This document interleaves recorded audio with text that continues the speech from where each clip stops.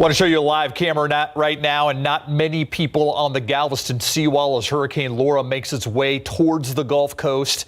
No people, a little bit of traffic out there, just wave after wave cresting just offshore as the storm churns through the Gulf. Most of those vehicles you see lined up there, those are media vehicles tracking this storm and its effects. A much different picture than what we saw yesterday about this time. We could see the dark clouds moving in, but we could also still see some sunshine.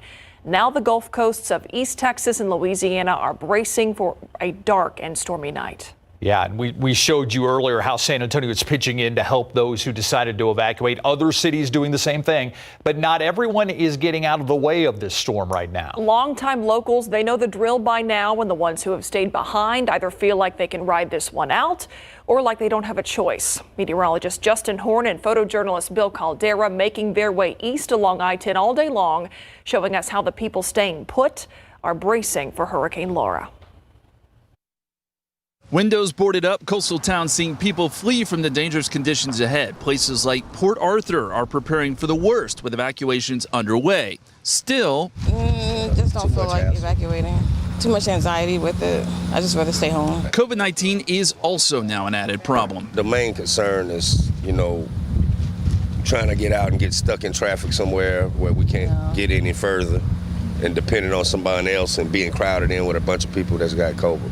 A staging area in Beaumont at the Ford Arena has brought first responders from across the state, including San Antonio, ready to launch into action with Laura likely to bring devastation to parts of far east Texas. Meantime, in the other city of the Golden Triangle, Orange, some residents here are also choosing to stay. We're just going to hunker down. We've got fuel, we've got generator, food, water. Just hunker down. It's an area that has been battered by a barrage of storms over the last 15 years. We went through Rita in 05, we went through Ike in 08. Add Harvey and Imelda to the list, too. And I've been here 55 years all my life, and I've never seen the flooding as I've had in the past 15 years here. So we're just going to put it to the test, see what it does. And we've been very surprised as to how many people are choosing to stay here in Orange tonight. Despite those mandatory evacuations, things will get worse as we get into tonight. Winds could gust as high as 100 miles per hour here, and we'll be bringing you live coverage, guys. Justin, I know this is a question you're probably going to hear all night and into the morning, but I mean, what are you seeing there as far as changes? Are you seeing anything change over the last few hours that let you know, okay, something's coming?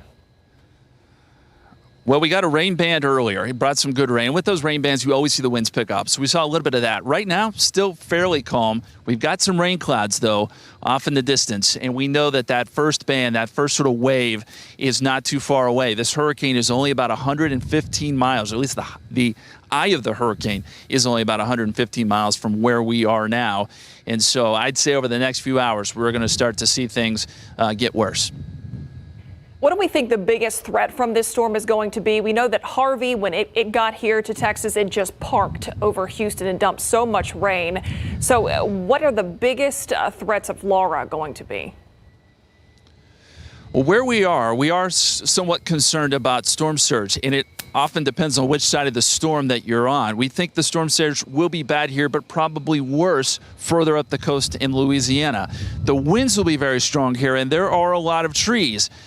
Those trees can fall on houses and do a lot of damage. Power lines, we're expecting power lines to go down. Water could be cut off. All things people need to keep in mind if they're choosing to stay. All right, thank you, Justin. We'll be checking back with you through the night.